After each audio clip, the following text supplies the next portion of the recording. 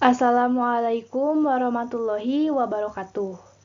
Alhamdulillahilladzi hadana lihada wa ma kunna linahtadiya law an hadanallah laqad ja'at rasulu rabbina bil haqqi wa nudu an tilkumul jannah urithumuha bima kuntum ta'malun. Pertama-tama, marilah kita panjatkan puji beserta syukur yang telah melimpahkan kita rahmat, hidayah, kesehatan iman Islam, serta umur panjang, sehingga kita masih bisa diberi kenikmatan sehat lahir batin sampai saat ini. Dan tak lupa, sholawat beserta salam mari kita sanjungkan kepada Nabi kita, yakni Habibana wa Nabiyana Kanjeng Nabi Muhammad Sallallahu Alaihi Wasallam, serta kepada keluarganya dan para sahabatnya. Di sini saya akan mempresentasikan materi tentang konsep fikih. Sebelumnya, perkenalan terlebih dahulu. Perkenalkan, nama saya Amanda Walia Puji Rahayu dari kelas 2B Program Studi Farmasi dengan NIM D1A220029. Konsep fikih dalam Islam.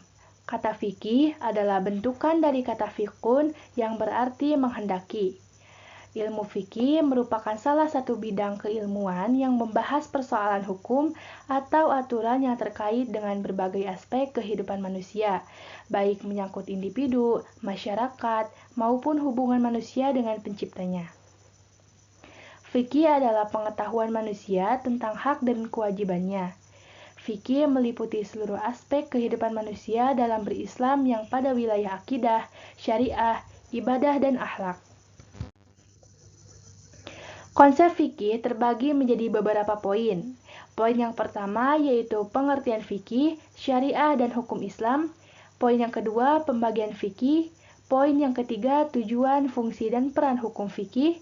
Poin yang keempat, sumber dan dasar hukum Islam. Poin yang kelima, kaidah fikih dan kaidah usuliyah. Poin yang keenam, metode penetapan hukum Islam dan masail fikih. Poin yang pertama yaitu pengertian fikih, syariah, dan hukum Islam. Fikih secara bahasa berarti pemahaman atau al-fahmu, dan secara harfiah fikih ialah pemahaman yang mendalam. Fikih secara terminologis yaitu merupakan ilmu yang mendalami hukum Islam yang diperoleh melalui dalil di Al-Quran dan Al-Hadis. Fikih merupakan ilmu yang membahas kehidupan manusia sehari-hari. Syariat Islam yang berisi hukum dan aturan Islam adalah hukum agama yang membentuk dan merujuk bagian dari tradisi Islam. Ini berasal dari ajaran agama Islam dan didasarkan pada kitab suci Islam, khususnya Al-Quran dan Al-Hadis.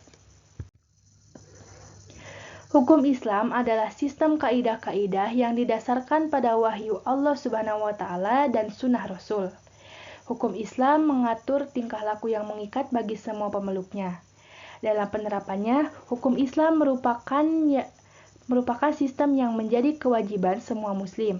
Hukum Islam selalu mengambil segala yang bermanfaat dan mencegah atau bahkan menolak yang mudarat atau sesuatu hal yang tidak berguna bagi kehidupan. Hukum Islam bertindak sebagai pedoman hidup yang harus dipatuhi oleh semua muslim, termasuk sholat, puasa, dan sedekah kepada orang miskin. Poin yang kedua yaitu pembagian fikih. Pembagian fikih terbagi menjadi 4 bagian yaitu jinayah, ibadah, muamalah, dan munaqohah. Yang pertama yaitu ibadah. Ibadah artinya pengabdian dan penyembahan seorang muslim terhadap Allah yang dilakukan dengan merendahkan diri serendah-rendahnya dan dengan niat yang ikhlas menurut cara-cara yang ditentukan oleh agama. Yang kedua, muamalah. Muamalah ialah peraturan agama untuk menjaga hak milik manusia dalam tukar-menukar barang atau sesuatu yang memberi manfaat dengan cara yang ditentukan agama agar tidak terdapat keterpaksaan dari salah satu pihak, penipuan, pemalsuan, dan segala penzaliman yang ada kaitannya dengan peredaran harta dalam hidup bermasyarakat. Yang ketiga, munaqohah. Munaqohah ialah undang-undang perkawinan atau akad yang menghalalkan pergaulan antara seorang laki-laki dan perempuan yang bukan mahramnya untuk mendapatkan kebahagiaan rumah tangga dan menyelesaikan pertikaian yang mungkin terjadi di antara keduanya. Pada dasarnya, pernikahan itu diperintahkan oleh agama sesuai dengan ayat di bawah ini, yang artinya, maka kawinilah wanita-wanita yang kamu senangi, 2, 3, atau 4. Kemudian, jika kamu takut tidak dapat berlaku adil, maka kawinilah satu saja. Yang keempat, jinayah. Jinayah ialah perbuatan-perbuatan yang dilarang oleh agama dan dapat menimbulkan hukuman demi untuk menjaga harta, jiwa, serta hak asasi manusia. Poin yang ketiga, tujuan, fungsi, dan peran hukum Islam. Seorang tokoh Islam bernama Abu Ishaq al-Shatibi telah merumuskan 5 tujuan hukum Islam, yaitu memelihara agama, memelihara jiwa, memelihara akal, memelihara keturunan, dan memelihara harta. Fungsi hukum Islam. Hukum Islam tidak hanya mengatur hubungan manusia dengan Tuhannya, tetapi juga mengatur hubungan antara manusia dengan dirinya sendiri, manusia dengan manusia lain dalam masyarakat, manusia dengan benda, hingga manusia dengan lingkungan hidupnya. Adapun fungsi hukum Islam adalah yang pertama, fungsi ibadah. Hukum Islam adalah ajaran Allah yang harus dipatuhi umat manusia, dan kepatuhannya merupakan ibadah yang sekaligus juga merupakan indikasi keimanan seseorang. Contohnya melaksanakan sholat, puasa, zakat, dan melakukan kegiatan yang didasari dengan niat ibadah. Yang kedua, fungsi amar ma'ruf nahi munkar. Dari fungsi inilah dapat dicapai tujuan hukum Islam, yakni mendatangkan kemaslahatan atau manfaat dan menghindarkan kemudaratan atau sia-sia baik di dunia maupun di akhirat. Yang ketiga, fungsi zawajir. Adanya sanksi hukum yang mencerminkan fungsi hukum Islam sebagai sarana pemaksa yang melindungi umat dari segala perbuatan yang membahayakan. Yang keempat, fungsi tandim wa istah al-ummah, yaitu sebagai sarana untuk mengatur sebaik mungkin dan memperlancar interaksi sosial. Poin yang keempat yaitu sumber dan dasar hukum Islam. Merupakan rujukan, landasan, atau dasar yang utama dalam pengambilan hukum Islam. Oleh karena itu, segala ketentuan dalam kehidupan harus bersumber atau berpedoman pada hukum tersebut. Sumber hukum dalam Islam digolongkan menjadi 3, yaitu Al-Quran, hadis, dan ijtihad. Yang pertama ada Al-Quran. Al-Quran merupakan sumber pertama hukum Islam yang memuat panduan kehidupan manusia.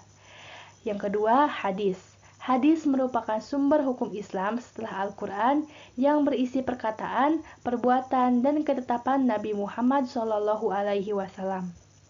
Yang ketiga, ijtihad. Ijtihad digunakan untuk menetapkan suatu hukum Islam yang belum disebutkan secara tegas dalam Al-Quran dan hadis. Akan tetapi, harus memenuhi kaidah berijtihad dan tidak boleh bertentangan dengan Al-Quran dan Al-Hadis. Poin yang kelima yaitu kaidah fikih dan kaidah usuliyah. Kaidah fikih merupakan metode penerapan atau penetapan hukum Islam yang dapat dijadikan pijakan untuk menerapkan hukum Islam dalam berbagai macam konteks serta menyelesaikan permasalahan hukum yang muncul akibat perkembangan dan perbedaan kehidupan masyarakat. Kaidah usuliyah merupakan sarana untuk melakukan istimbat hukum syara yang bersifat amaliyah. Sedangkan kaidah fikih adalah hasil dari penerapan hukum yang bersifat amaliyah tersebut, di mana kaidah fikih adalah komplikasi dari hukum-hukum yang memiliki kesamaan, yang mana ketentuan hukumnya merujuk pada kesamaan sebab atau ilat. Poin yang keenam yaitu metode penetapan hukum Islam dan masail fikih.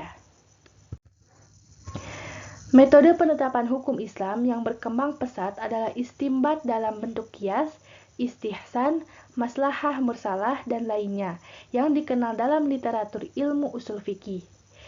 Metode tersebut secara historis telah cukup efektif dalam menyelesaikan masalah hukum yang terjadi dalam masyarakat namun tetap menyisakan metodologis masalah. Masail fikih adalah masalah yang terkait dengan fikih, persoalan-persoalan yang muncul pada konteks kekinian sebagai refleksi kompleksitas problematika pada suatu tempat, kondisi, dan waktu. Dan persoalan tersebut belum pernah terjadi pada waktu yang lalu, karena adanya perbedaan situasi yang melingkupinya.